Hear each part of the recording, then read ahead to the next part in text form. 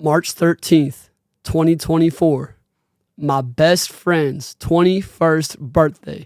Matter of fact, this is my brother's 21st birthday. This is my brother Kyle's 21st birthday, and I would give anything for him to be here celebrating it with us.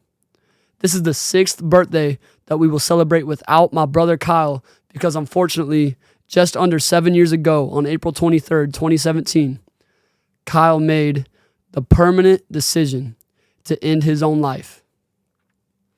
And I start this season, the 5th season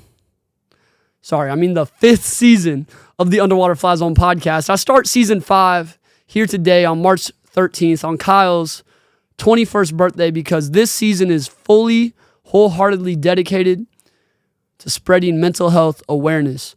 I truly believe that if I would have been more aware to the mental health battles that people face back in 2017, this might not have happened. And I'm not going to sit here and say that it would not have happened because I'm not a savior. But I do believe that if I would have been more aware, maybe I could have seen some signs and, known he was struggling because I'm telling y'all, me and my brother Carson, we were with this dude Kyle almost every single day. And we were with him the day before he passed away. I remember that day back on April 22nd, 2017, we were with Kyle and we were out there skipping rocks, going fishing, playing catch with a baseball in our front yard, just doing everything we normally did. And it was a completely normal day. I remember taking him home that night. And if you would have told me in that moment that would have been the last time I ever see him, I would have been like, no way, bro. Absolutely not. Never in my mind did I ever have a thought that he was going through anything because I was just a 16-year-old kid. I wasn't aware of the mental health issues that were going on in the world. I knew what suicide was, but I didn't really know that people did that. And I definitely didn't think that I would ever experience losing someone that I loved to suicide. I heard that it happened, but I didn't think that it would happen to someone that I knew or that I loved. You feel me? And I remember taking him home that night. And when I tell you that we didn't ever see a sign, never had any idea that he was struggling, we had no clue. Now, looking back with what I know now, being educated in mental health and understanding what I know now, looking back, maybe I could see some signs here and there, but at the time I had no clue. And I remember dropping him off that night on April 22nd, and the next day was the day he took his own life. And I remember the next day was when I found out. It was April 24th, 2017. I was at school. I was at high school, 4th block English class. I just finished one of my tests. I had my head down. It's my favorite time of the year. It's springtime, almost summertime's coming up. Had my head down, feeling real good. Just finished a test up. Heads down, and then my aunt who works in the front office comes in my classroom. She says, Foster, you're leaving. I said, say less, you know what I'm saying? I get out of school early. I'll take that any day of the week. So it was a Monday. I got out of school early on a Monday. Say less. It's 4th block, half day. Peace out, y'all. It's time to go. So I get all my stuff. And I don't know about you guys, but anytime I get called out of school early, yes, I'd be hyped. I'd be like, let's go. I'm out of here. But I'd also have a thought in the back of my head of like, all right, what happened? Why am I getting out? I don't know why I'm getting called out of school. Did something bad happen? I'd have this nervous thought in the back of my head. But I never thought I'd actually experience anything like that. You know what I'm saying? But as we're walking down the hall, my aunt, she's the secretary. We were walking down the hall and she was just like, give me weird vibes. And I was like, Aunt Chrissy, is everything okay? She was like, Foster, it's not your family. And I was like, not my hold up, not my family. What do you mean by that? Not my family. I started freaking out a little bit. And she was like, Foster, it's not your family. Trust me, everything's okay. And I was pressing her. I was like, Aunt Chrissy, what happened? What happened? What do you mean it's not my family? Something. At this point, I knew something was wrong. We got to the front of the school. She hugged me. She told me she loved me. She said my parents were outside. So as I'm walking outside, I see my mom, dad, and brother. It's a Monday around 10 o'clock. Why are my mom, dad, and brother all here right now? My brother should be in school. My mom should be at work. And my dad should definitely be at work. What are they doing here at my school? So as I'm walking down, I knew I was about to receive some potentially life-changing news. I knew it was gonna be bad. And I get down there and my mom says, Foster, last night Kyle, he shot himself.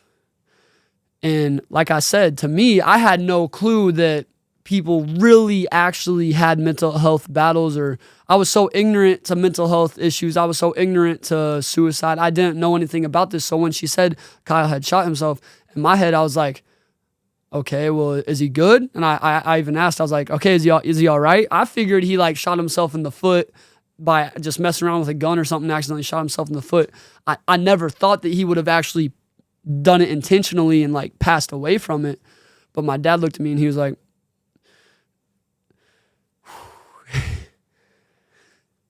why is this, bro? All right, so my dad, I've told this story a million times. Why is it hitting right now? But anyways, my dad looked at me and he said, Foster, nah, he's gone. He passed away. I don't know if that's exactly what he said, but more or less he told me, no, it's not okay. He's gone. And I remember in that moment just feeling absolutely, broken, devastated. Like no word can describe how I felt in that moment, but I will tell you this. Part of me didn't believe it. Like part of me was like, are you sure? Like I did not believe that really happened. I was like, but as much as I didn't believe it, I understood that it did happen. I knew they wouldn't just be sitting here lying to me. So like, I remember driving home just kind of in shock. I was in the most pure form of shock. I think I said that on episode 1 of season 3. I think I did say that. I was like, because that's exactly what it was. I was in the most pure form of shock that you can experience as a human being. I feel like I was so shocked that this had happened. And when I got home, I just went up to my room and cried for so long. I was watching old videos. We had a wiffle ball league, so we had all these videos on YouTube. I'm watching all these videos just crying. And my friend Jackson, who lived up the street, he had gotten called out of school too. And so he asked me and my brother Carson if we wanted to come up and shoot hoops. So we went up and me, Carson, and Jackson were shooting hoops in his driveway just crying. And I remember that being the worst day of my life. But the next day I decided, I was like, you know what? I'm going to school. And I think the reason I went to school, because my brother didn't, Jackson didn't, everyone else in the group did not go to school, but I decided I did want to go to school. And I feel like part of the reason that I went to school was because I didn't want to accept that it was real. I wanted to pretend that this did not happen because I did not want to experience all the emotions that I had been feeling when I was, coming to terms with it being reality, if that makes any sense. I didn't want it to be real, so I wanted to pretend that it was not. So I went to school, and I also went to school because I had a tennis match that night. I remember I played high school tennis. I remember we had a big match against Blue Springs that night.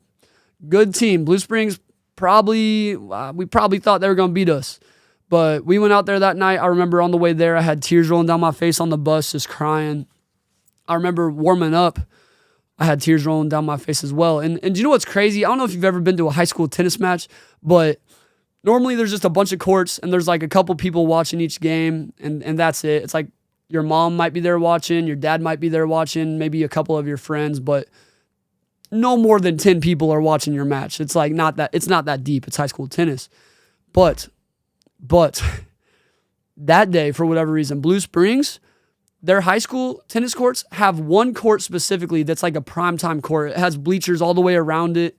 It's like a arena tennis court, basically. It's like a stadium tennis court. And of course, we were placed on that court. Me and my doubles partner, Wesley, were placed on that court to play Blue Springs, a team that I kind of thought was going to beat us. They were on paper probably better than us. And I remember being on that court, having more people watch me play tennis than I've ever had. I'm on the primetime court playing this doubles match. I had tears rolling down my face in warm-ups. Wesley was like, "Hey, you good, bro?" And I was like, "Yeah, I'm good. Let's just go win." And that's exactly what we did. We won. We took a dub. And I remember when we won that tennis match, I looked up, banged my chest, pointed up to the sky. And I was like, "That's for you, Kyle." And then my singles match that day, I won as well. So I went 2-0 when I don't know if I really should have. You know what I'm saying? I got 2 wins that I kind of just pulled out of left field, bro. So I went 2-0, and I remember being on this high, like this absolute high of emotions where I was just so happy. I was high-fiving all my teammates like, "Let's go, y'all," like feeling so good. And I remember thinking in my head, I'm like, bro, I just got the news that I lost my best friend to suicide yesterday, and here I am. I'm getting through this, bro. Like, I'm not going to let this defeat me. I was on this high, and all of my teammates, I feel like they all kind of felt the same way. They're like, man, Foster just lost his best friend to suicide, and now look at him. This dude's different. Like, this dude could get through anything. And, man, I thought that same thing as well, and I was so wrong. Like, you don't understand. I didn't understand at the time that I had a very long journey ahead. That was the day after I lost my best friend. I was on this weird high. And I kind of thought I had gotten through it. I haven't even begun, bro. The rest of that week definitely was it's probably the worst. I would say it's the worst week of my life. There was a lot of bad weeks in the years to come. But that week was something straight out of a movie. We got these bracelets. I got one. If you've ever noticed, I got a little bracelet on my mic. We made bracelets that say Fly High Kyle on one side, and then the other side says FlyZone because, first of all, I'm wearing Kyle's hockey jersey right now. Shout out to Kyle's dad, Pete Lizer. He gave me the best present ever, which was giving me this hockey jersey that was Kyle's. And if you notice on the back, it's got his number. 7. Can y'all see that? 7. So me and my brother, we came up with this little hashtag that was FlyZone. So on the bracelet, it says Fly High Kyle, then FlyZone. We made these bracelets. We spent like $200 on them and sold them for $1 just to make our money back and stuff. We sold a ton of them. It was like we were just doing everything we can. And my parents, bro, shout out to my parents because they were... Again, bro, gosh, this is crazy. My parents, y'all, just thinking back right now, and I'm about to cry, bro. I'm not even kidding. My parents, imagine being a parent, and one day, this kid's at your house playing with your kids. You know, one of their friends is over, and it's a friend that is over all the time. They almost loved Kyle like a son, you know, and then the next day, he commits suicide. Imagine being a parent navigating that, because like they had to grieve themselves, but they also had to be a parent. You know what I'm saying? And they came up with ideas of like, let's make these bracelets and spread awareness and do this and that. And they were so good while grieving themselves. My parents were grieving them. They were grieving because they loved Kyle, but they had to be parents, y'all. And what a situation to navigate through, bro. I mean, I'm hoping that nobody watching this, I hope that we never have to navigate and go through a situation that they had to go through. Because, man, I hope that someday they agree to come on this podcast because that'd be a conversation to have. Maybe I could try to convince them to get on this season. I don't know. Anyways, that week was a straight up movie. My parents, they helped us out by getting these bracelets made. And then, it was a movie, and the movie ended with Kyle's visitation, where I just remember crying in front of so many people. And I'm not a guy that likes to cry in front of anybody. So crying in front of all these people at Kyle's visitation was just a very different experience for me. And then on the day of Kyle's funeral, I was blessed to be given the opportunity to carry the casket at his funeral. So was my brother, and so was one of our homies, Conlon Downey, and a couple other people that we knew and loved. But I remember carrying this casket and just thinking like, you know how I said that I was trying to pretend that it didn't happen? In many ways, I felt like that in 2 months from this time that he was going to come back and everything was going to be just back to normal. And that this dream that I was living, I was going to wake up. I fully believed that I was just in a dream and I was going to wake up. That's really what it felt like. But I remember when I was carrying the casket, realizing that his body is lifeless and it's inside of this casket, that's when I realized this is not a dream. This is real. And when I tell you that day of his funeral, it rained harder than I've ever. I'm not even trying to like make some crazy story right now. This is the truth, bro. I've never in my life seen it rain that hard. It felt like someone was standing right above you, dumping a bucket of water on your head. My whole dress shirt was drenched. My tie was drenched. You could wring water out of it. My underwear, my socks drenched. My shoes ruined. Like, it was raining so hard, and that's why I say it was almost as if it was a movie, bro. It was something straight out of a movie. I remember tripping over gravestones on the way to his burial site, holding this casket. And I remember in that moment just feeling like I was absolutely at the rock bottom. But even then I was not at the rock bottom. It got worse because I didn't realize at that time that the battle was not over. It again had just begun. It had just begun. All right. Because in that moment, I still had not accepted the situation. You know, I was still believing that he was on some island somewhere and he was going to come back. I still believed in a way that this was not reality. Even though I knew it was because I was carrying his casket, I had not fully accepted that this was reality. And I feel like the day when I did accept, I don't remember the day exactly, but I feel like just after some time, there was definitely a moment where I fully accepted that he is gone. This is real. And it was some time after. It was probably a month or two after, maybe even longer than that, when I finally accepted that this is real. This is not a movie. This is not a dream. This is reality. That was probably what hurt the most.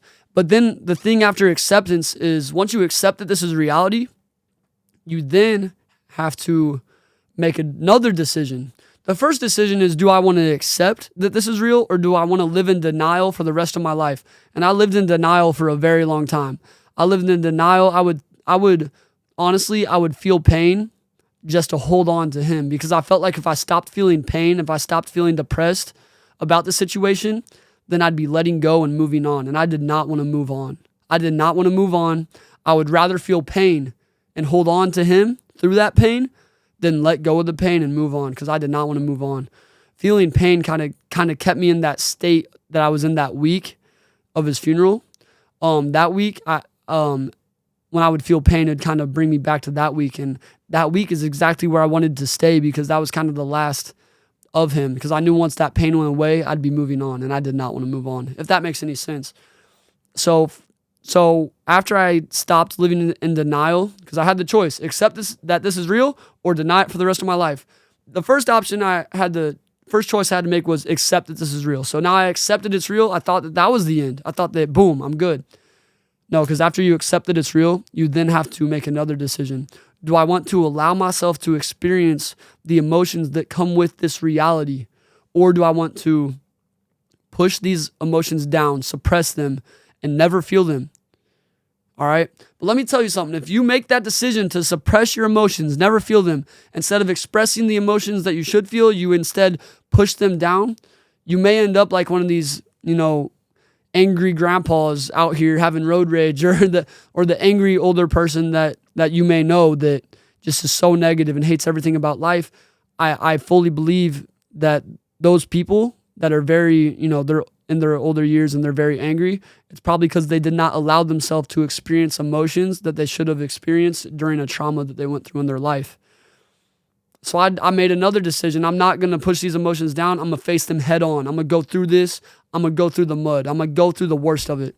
And that's exactly what I did. And I'm telling you, there were nights when I literally did not want to be alive. There were days I didn't want to be alive. There was rarely a morning where I woke up and thought, this is great. Most mornings I woke up and I was like, this sucks. I do not want to wake up today. It was just such a awful time in my life. And there were nights when I was ready to end it all. I literally felt like Kyle had taken his suicidal thoughts and just passed them to me, because I had suicidal thoughts like you would never believe. I genuinely was going through it so. It was so incredibly painful, and it was an uncomfortable type of pain, because we've all been sad before. This wasn't sad. We've all been in a slump before. This wasn't a slump. I don't even know if there's a word to describe how I felt other than just an uncomfortable type of pain, because it was something I had never experienced, and I hope to never experience again, and I hope that y'all never have to experience, because like I said, I felt like these suicidal thoughts have been passed to me. And I remember one day specifically, I was actually in PE class, We were doing a golf unit. And I remember we had to take like a bus route to get to this golf range. We'd stay there for 30 minutes and come back to school. I remember on the bus ride there, I literally was thinking in my head, my life cannot get worse. This is the worst it can get. Anything else can happen in my life right now, and it will not make me feel any worse because I cannot physically feel more pain. I cannot physically feel worse than I do right now. You could tell me anything, and it'd just be like, add it to the list. You know what I'm saying? It could not. In my brain, I was at the rock bottom.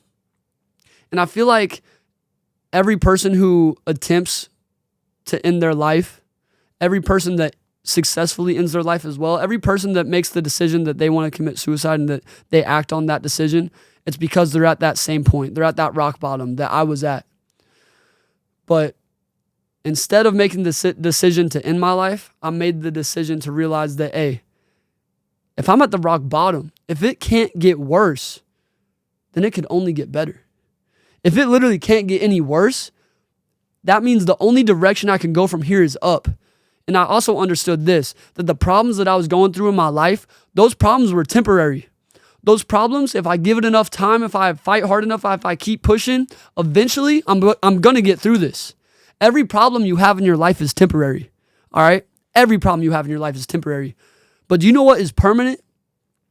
What's permanent is making a decision to end your life. You can't come back from that. If you make the decision to end your life, you are making a permanent solution to a temporary problem, all right? And let me tell you something. I truly believed that I would see my brother again. I truly believed that I would see Kyle again someday. Guys, 7. It's been 7 years. At the end of this season, on April 23rd, when we drop the last episode of season 5, that will mark 7 years since I last seen my brother. And let me tell you something. Every day that I walk on this earth, there will not be one more day in my lifetime here on earth that I will see him again. I've accepted this. He's gone. He made a permanent solution. And the problems that he was facing, I don't know what they were. I will never know what they were. I will never know what he was going through. But I guarantee you, whatever it was, he could have gotten through if he would have just stuck around for the rebuild. All right, I know that there's times in your life where you feel like a storm comes in and completely destroys your life. I know the storm may have legitimately destroyed everything about your life and you feel like you're at rock bottom. But let me tell you something. If you're at rock bottom, the only direction you can go from there is up. And I want you to challenge yourself to stick around for the rebuild. You owe it to yourself to stick around for the rebuild because the rebuild is better than anything you've ever experienced. All right? Because yes, your house was destroyed, but you're about to build a brand new one, bro. The new house that you're about to build is about to be stronger than the last as well because the pain that you go through in your life, that pain is progress. It's just like when you're in the gym. I know when you're doing that bench press, it hurts. I hit leg day the other day. I did squats, heavy squats for the first time in like a year. I could barely walk right now. It hurts. It hurts. But that pain is going to grow my muscles into stronger muscles. The pain that you go through in your life is growing you into a stronger person. Pain is progress. And please, you owe it to yourself. I know it hurts. I know you feel broken. I know you feel helpless, hopeless, devastated. Please stick around for the rebuild. If you can't do it for you, do it for me. All right? And if you don't care, if you're like, bro, I just came across this YouTube video. I don't even know you. Do it for your family. Do it for the people that love you. There's people out there that genuinely care about you so much. Kyle's not the only person that I've lost to suicide. I've known multiple people. Kyle was definitely the closest one that I've lost to suicide. But I remember there was a dude that I worked with at the car wash. I worked with this guy named Nick at the car wash back when I was in high school. And I ended up quitting the car wash because I went off to college. I didn't quit. I resigned. I stepped away because it was time to go to college. But when I came back for my to get my job back the next summer, I was about to go back to get my job back. And when I went in there, they're like, "Hey man, a lot has changed." And I was like, "What you mean?" He was like, the boss was like, "Well, you remember Nick?" And I was like, "Yeah." And he was like, "Well, 2 weeks ago, he left the car wash. He went home." And his sister said he was real mad or something, but he took a shotgun out to his truck and he killed himself. And I'm sitting there, I'm like, bro, I barely knew this dude. I worked with him. We didn't really talk much. He was cool. He was kind of funny. But it freaking hurt. I remember just bawling and being real affected for a while from that even. And this dude, I'm the last person he probably would have thought of to care about his life, but it really affected me, bro. To the person watching this that feels like nobody cares, I promise you, there are so many people out there that care about you. All right? Don't let people that you may feel don't care about you distract you from the amount of people that do care about you. And I don't care who you are watching this. I don't care who you are. I love you. I love you. All right? I love you so much. I want you to keep pushing. I want you to never give up on yourself because you are more special and you are more powerful and you are stronger than you could ever believe. And I know right now you feel broken and you feel weak. You feel hopeless. But I'm here to tell you that you will get through whatever you're going through. I promise you that. I promise you that. I didn't think I was going to get through what I've been through. And look at me now, bro. Look at me now. I want to talk about my rebuild, but first I need to switch the camera. So I'll be right back. All right, y'all, I'm back, but I think this chair's broke. I'm sitting in a broken chair. Anyways, stick around for the rebuild, bro. The storm may have destroyed your life, but the rebuild is about to be better than anything you could have ever experienced. The pain you went through is progress. And let me tell you something right now. There is so much purpose in the pain that you went through. There is purpose in the pain that you went through because that pain is a story. And that story, if you go tell it, there are so many people in this world that are going through the exact same thing that you were once going through. And your story can impact that person more than you could ever believe. All right? And that's what I learned when I eventually got to a point where I could start sharing my story. I started realizing, bro, people are really being impacted by hearing my story. And that's why I started the Underwater FlyZone Podcast on June 21st, 2021. I didn't forget. June 21st, 2021, I started the Underwater FlyZone Podcast. And I feel like this podcast is when I really honestly healed from my situation. Doing this podcast and using my story to make an impact has helped me heal. And I'm just so grateful that God used my brokenness for his glory. God used my story for his glory. You feel me? You feel me on that? God used my pain and he gave me purpose with it. God turned my emptiness, my brokenness, my grave. He turned my grave into a garden. Because now I've been able to impact so many people through this podcast and through this brand. And this podcast, this brand, the Underwater FlyZone Podcast, has given me a new meaning, bro. It's given me life in a place in my life that was so dark. This story at one point in my life had me almost on the verge of ending my life. Now my story gives me life because of God using my pain. God used my story for his glory. God used my story for good. All right? You feel what I'm saying?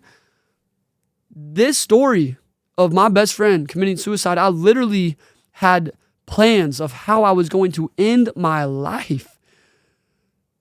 And now that same story I used to speak life into others. I'm telling y'all, there is so much purpose in your pain. And I just need all of y'all to understand that. Do not give up. Do not give up. There's more than light at the end of the tunnel. There is life at the end of the tunnel. You could save lives if you stick around, bro. I'm telling you. But I just want to say a couple more things because this is episode 1 of season 5. Season 5, y'all. Most podcasts don't make it past season 1. We're here in season 5, and I'm so incredibly grateful for that. Give all glory to God, man. We're blessed. We're blessed. But season 5 is starting on my brother's 21st birthday on March 13th. And this season will end in about a month and a half on the 7-year mark of his passing. And this season's fully dedicated to mental health. We'll be bringing on so many guests that will share their stories. I have so many messages that I want to share personally. But I got to tell y'all, this season, as much as it is for you guys, as much as it is for my guests that I'll bring on, as much as I'm trying to feed into y'all, this season is for me. Because after some time of healing through losing my best friend to suicide, losing Kyle, after this time of healing, eventually things have started to affect me again. Let me explain what I mean by this. Back in the day when I was really going through it, nothing affected me besides that. Because so a lot of people were stressed about, oh my gosh, I don't know where to go to college, this and that. I didn't care, bro. I was like, hey, I was never stressed. I never was tripping about it because I was like, I'm going to go somewhere. It's all going to work out. I got way bigger things I'm working through right now than where I'm going to college. You know what I'm saying? Like, little things did not affect me because I'd always compare it back to the thing I was going through. But after I've gone through some healing with that, I'm now in a spot in my life where I'm having to make some big decisions. Career decisions, family decisions, me and Macy decisions of like where we want to live and stuff, like growing up type decisions, you know what I'm saying? And I'm not going to lie, I've been having to make some decisions that I was not ready for, not expecting to have to make. I've been having to make some decisions that I was never thinking I was going to have to make. And it's very much affected me mentally. I'm actually coming to y'all right now on this mental health podcast season telling you that I'm struggling with my own mental health. I'm struggling mentally right now. I've been in a funk of low motivation. I have not been disciplined. I have not been happy. I've not been fulfilled. I've been going through it. I'm keeping it real with y'all. I've been going through it. So I'm telling you right now, this season, I'm not above you guys. I don't have it all figured out. I don't have mental health down to a T where I can tell y'all exactly how to feel, and I'm just some dude that knows what he's talking about, has it all figured out. That's not me at all. I'm coming to y'all telling you right now that this season is for me because I need it more than anybody. I need it just as much as any of y'all do. But I can also promise you this, that while I'm going through it, I've learned so much that I'm going to be pouring out advice that you're not going to hear with other people. You feel me? You're going to hear my advice and how I've been through it. And I can promise you 3 things this season. Honestly, forever with Underwater FlyZone, I could promise you these 3 things. But especially on this season, first thing I could promise you is complete vulnerability, complete honesty and vulnerability. I will be opening up completely. I will be telling y'all exactly how I feel. I'm not going to sit here and act perfect. I'm not going to sit here and act like I know what I'm even talking about. I'm going to keep it real with y'all. All right? And that means at times I'm going to keep it real and say, this is the best advice you're going to hear. And I'm keeping it real. I'm staying honest. If I'm telling you something that is exactly what you need to listen to because it's fire, I'm gonna let y'all know. But at the same time, I'm not gonna sit here and act perfect. I'm gonna keep it 100% honest with y'all at all times. I'm not gonna fake it. I'm gonna be real vulnerable and real honest because I'm going through it as well. And what good does me sitting here acting like I have it all figured out do for y'all? You know, I want y'all to be able to relate with me, and you definitely can because I'm struggling just like anybody else. So honesty, openness, vulnerability, that's the first promise. The second promise is absolute truth. I'm not going to tell y'all things that may fit in with the things that are being pushed in society. A lot of the stuff that's being pushed in society is fake nonsense, to be honest. That's the truth. And I'm not going to sit here and feed y'all a bunch of BS, bro. Like, when I hear of mental health issues, honestly, a lot of the things I hear about, I'm like, man, this is not real. Like, this is not real. This is not a real way to get through your mental health. This is not a real thing we should even be talking about. The conversation has been skewed in a way.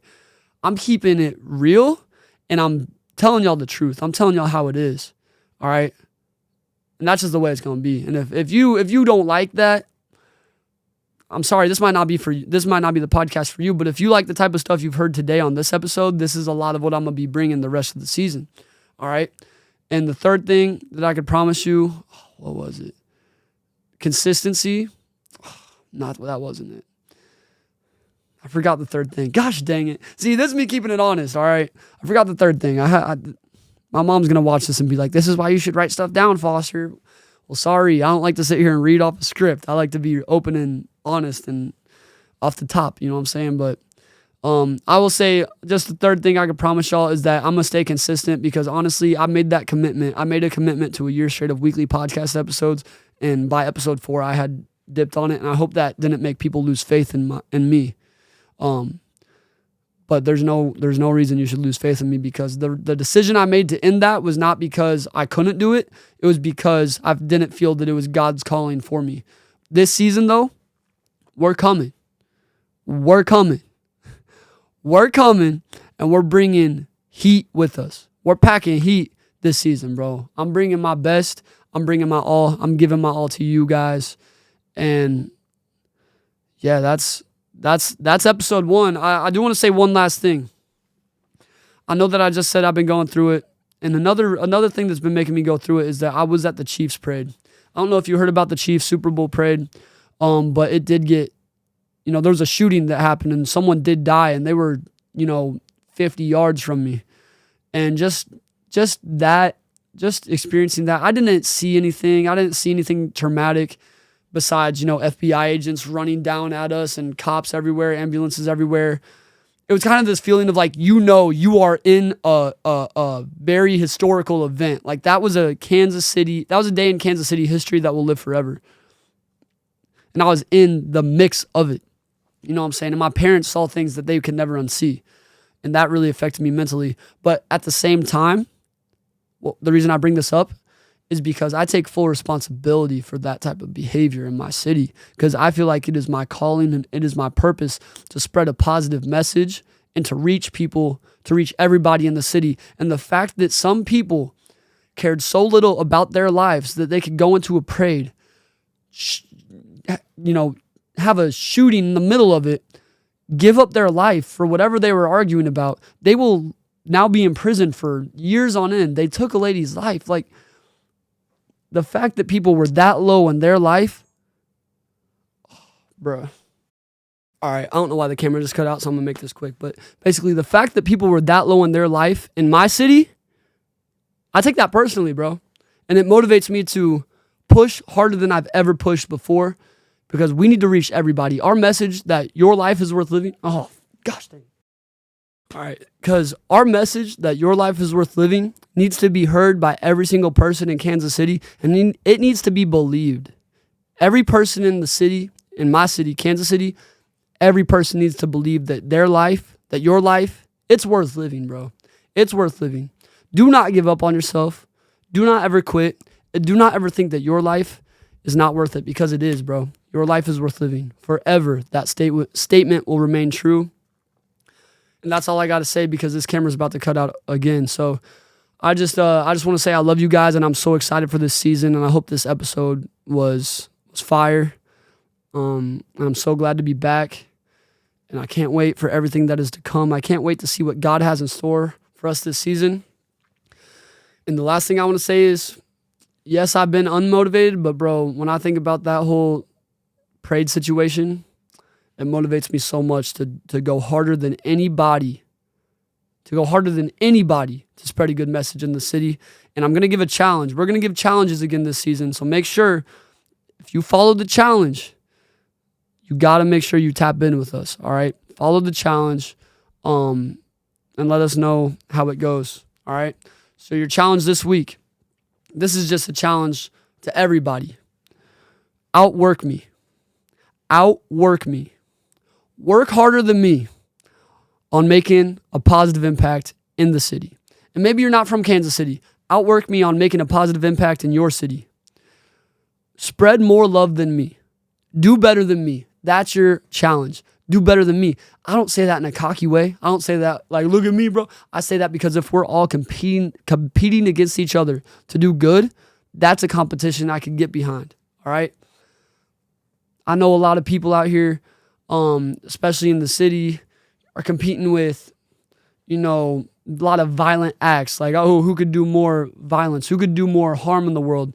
My competition that we're starting right now is do better than me at creating a positive impact in the world.